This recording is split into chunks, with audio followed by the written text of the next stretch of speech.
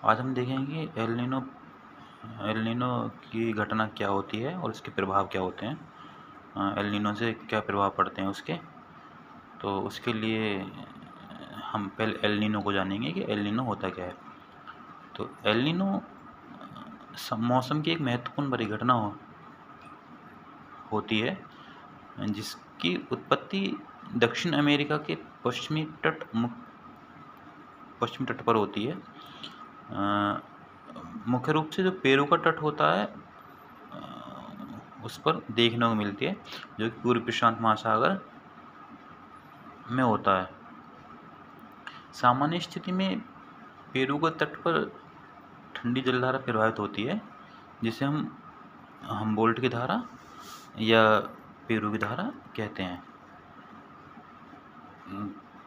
जो कि दक्षिण से उत्तर दिशा की ओर चलती है। ये जो यहाँ दक्षिण से उत्तर दिशा की ओर चलती है। यहाँ ये पेरू वाला तट है, यहाँ पे पेरू का तट है और ये पूर्वी प्रशांत महासागर है। तो यहाँ से जो धारा चलती है दक्षिण से उत्तर दिशा की ओर चलती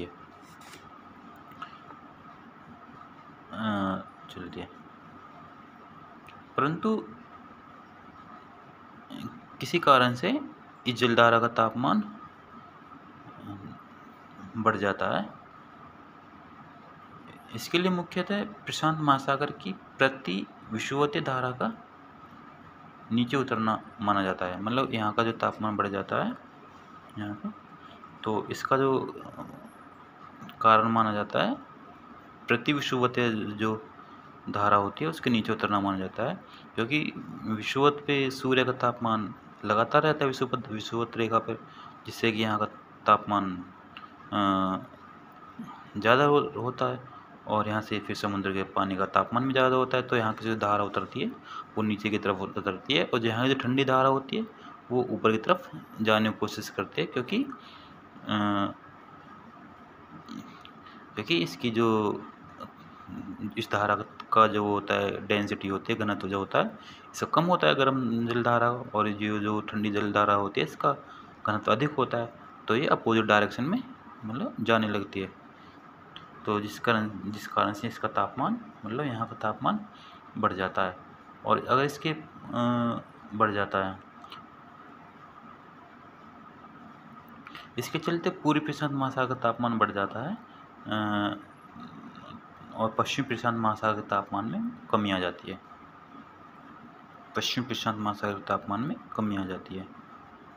इसके प्रभावाधीन सामान्य स्थिति से विपरीत पूर्वी एवं पश्चिमी प्रशांत महासागर का तापमान में भिन्नता आ जाती है, ताप प्रवणता में भिन्नता आ जाती है, जिसके कारण एल नीनो परिघटना का उद्भव होता है।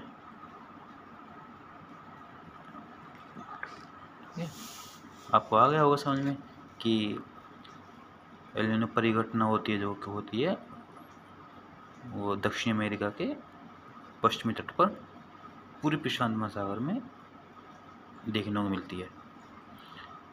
यहाँ क्या होता है कि जो ठंडी जलधारा है दक्षिण से उत्तर दिशा की ओर चलती है और उत्तर दिशा की ओर चलती है, और जो यहाँ की जो प्रति विषुवतीय धारा होती है वो नीचे को उतरने लगती है, जिससे कि यहाँ का तापमान बढ़ जाता है। तो पश्चिमी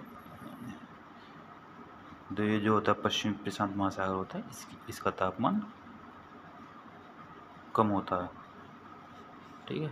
और इन दोनों की ताप प्रवणता में भिन्नता आ जाती है। यहाँ का अधिक कम हो जाता है तापमान, यहाँ का अधिक हो जाता है। तो इनमें ताप प्रवणता में भिन्नता आ जाने के कारण एल नीनो परिघटना का उद्भव होता है। अब हम देखेंगे कि एल नीनो परिघटना के इसके प्रभाव क्या क्या होते हैं।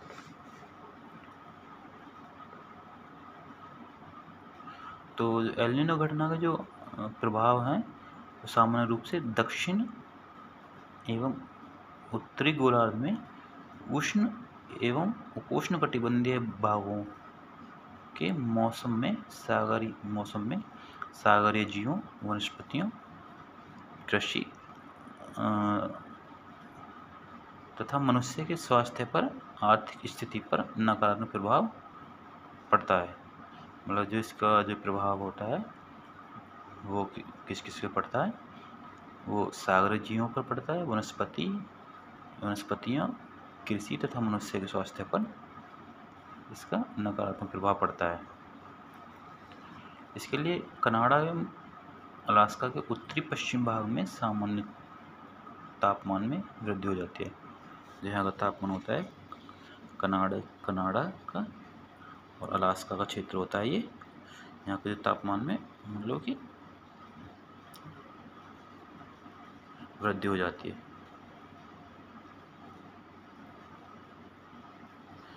जो संयुक्त राज्य अमेरिका का जो पूर्वी भाग के सामान्य शरदकालीन तापमान में भी वृद्धि हो जाती है। जो संयुक्त राज्य अमेरिका है, इसके जो पूर्वी भाग में भी मतलब तापमान में शरदकालीन वृद्धि हो जाती है।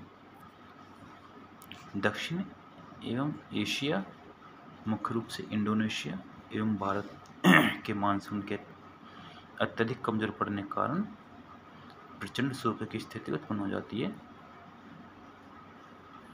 तो ये दक्षिण एवं पूर्वी एशिया, यहाँ का जो क्षेत्र होता है, यहाँ पे दक्षिण एवं पूर्वी एशिया का क्षेत्र होता है।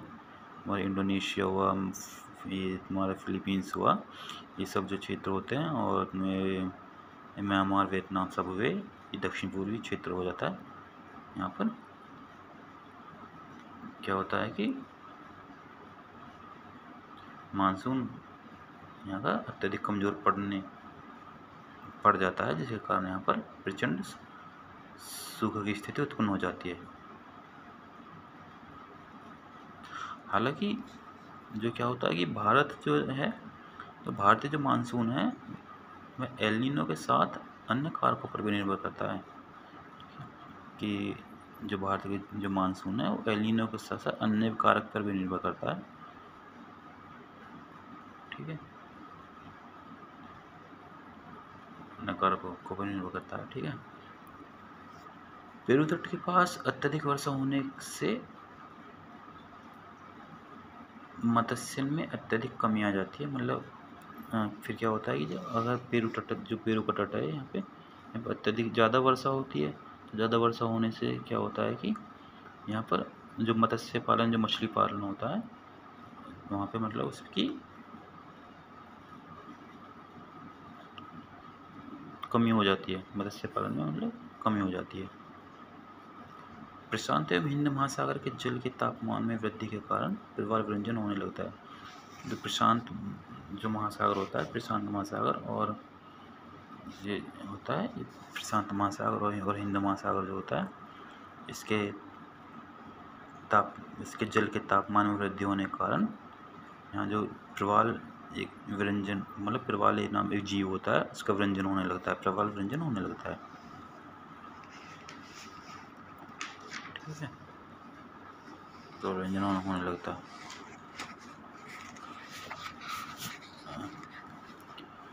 मैक्सिको, यहाँ पे मैक्सिको है,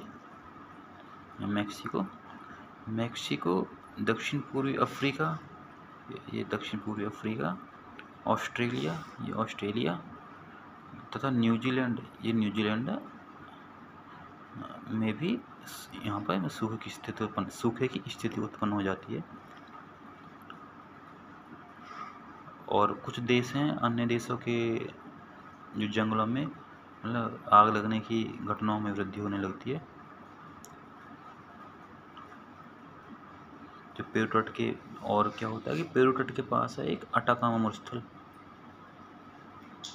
वहाँ की जैव विविधता होती है, वहाँ पर मतलब व्यापक नुकसान होता है, बहुत ज़्यादा नुकसान पहुँचता है वहाँ को, क्योंकि इन क्षेत्रों में ना अत्यधिक वर्षा होने लगती है।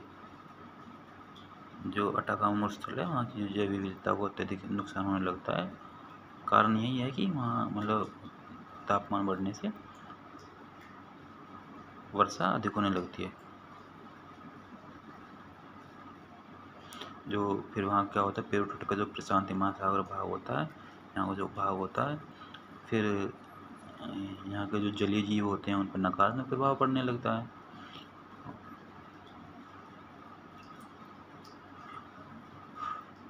जो लेकिन क्या होता है कि जो पेरू का जो तटीय महासागर जल होता है, जो पेरू का तटवर्ती महासागर जल होता है, क्या होता है कि यहाँ जीवों के लिए ना सर्वाधिक उत्पादक माना जाता है, मतलब सर्वाधिक उत्पादक क्षेत्र माना जाता है इसे। जो पेरू का जो तटवर्ती महासागर जल होता है, तो जीवों के लिए सर्वाधिक उत्पादक माना जाता है, क्योंकि यहाँ पर पेरू की ठंडी जलधारा के ऊपर आगमन होने से प्लैंकटन में वृद्धि होती है। प्लैंकटन में वृद्धि होती है, जो कि प्लैंकटन क्या होता है कि मछलियों का मुख्य भोजन होता है। मुख्य भोजन होता है मछलियों का प्लैंकटन, ठीक है। परंतु क्या होता है कि एल नीनो के सक्रिय होने से,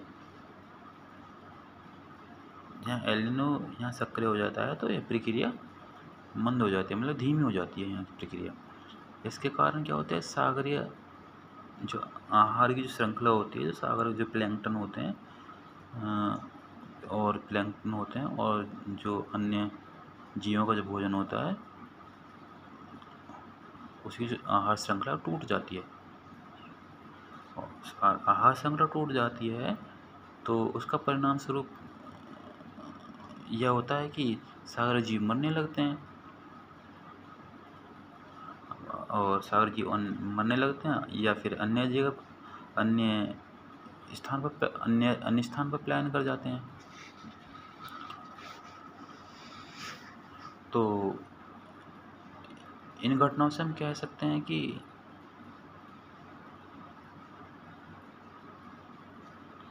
जो जलवायु घटनाओं में से अधिकांश जो घटनाएं होती हैं वो एल नीनो से फिर ही प्रभावित होती हैं। परंतु अधिकतर एल नीनो से प्रभावित होती हैं, लेकिन इसके अतिरिक्त और अन्य भी परिस्थितियाँ हैं जो इसके लिए जिम्मेदार होती हैं, जैसे वैश्विक तापन हो गया, जलवायु परिवर्तन हो गया, और ये सब अन्य कारण हैं